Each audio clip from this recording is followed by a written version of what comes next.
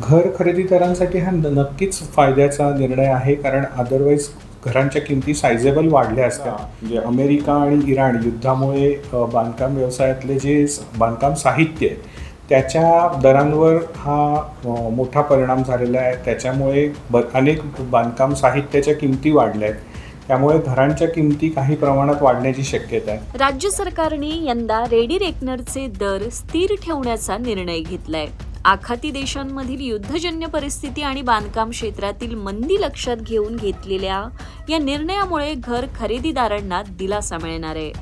याच पार्श्वभूमीवर बांधकाम क्षेत्रावर याचा नेमका काय परिणाम होणार हे जाणून घेण्यासाठी आपण बोलत आहोत बांधकाम व्यावसायिकांशी.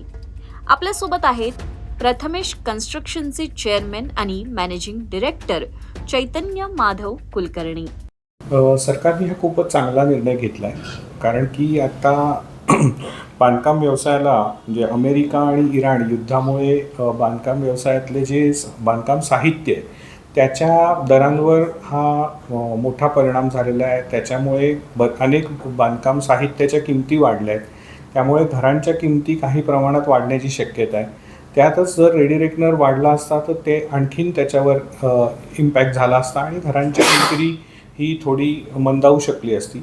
परंतु आत्ताही मार्केट स्टेडी आहे, तर सरकारच्या या निर्णयामुळे घर खरेदीदारांना नक्कीच प्रोत्साहन मिळेल आणि हा जो काय सरकारचा निर्णय याला आम्ही या निर्णयाचं स्वागत करतो.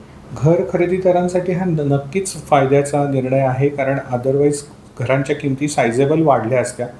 जी वाढ साधारण वर्षभरासाठी आता टळली आहे. त्यामुळे हे येणारं वर्ष हे ग्राहकांना एक चांगली संधी सरकारने उपलब्ध करून दिली आहे, की आहे त्याच दरांची स्थिरता मेंटेन करण्याचा सरकारकडूनचा हा प्रयत्न आहे. आणि बांधकाम व्यावसायिक म्हणून आम्ही आमच्या परीने घरांच्या किमती स्थिर राहतील असा जास्तीत जास्त प्रयत्न करू आणि ग्राहकांनी त्याचा लाभ जरूर घ्यावा, कारण ह्या वर्षभरासाठी आता ही संधी सरकारने आपल्याला उपलब्ध करून दिलेली आहे. सरकार बांधकाम व्यवसायाला समर्थक अशा उपाययोजना वेळोवेळी करत आलेली आहे. परंतु आत्ता महत्त्वाचा विषय हा की जे आम्हाला बांधकाम परवानग्या किंवा त्याच्यातली जी क्लिष्टता आहे ती वन विंडो योजना आणण्याचं सरकारचं नियोजन आहे. आणि तसा बऱ्यापैकी म्हणजे शासन निर्णय जरी झालेला असला तरी प्रात्यक्षिक होताना आम्हाला त्याच्यामध्ये अनेक अडथळे येतात. ते अडथळे जर सरकार त्याच्यामध्ये आणखीन सुसूत्रता आणू शकली आणि स्ट्रीमलाईन झालं तर बांधकाम सुरू होण्याचा जी प्रोसेस आहे की एखादं प्लॉट अलॉट झाल्यानंतर किंवा रिडेव्हलपमेंटचा प्लॉट घेतल्यानंतर बांधकाम सुरू व्हायला 4 ते 6 महिन्याचा कालावधी जातो.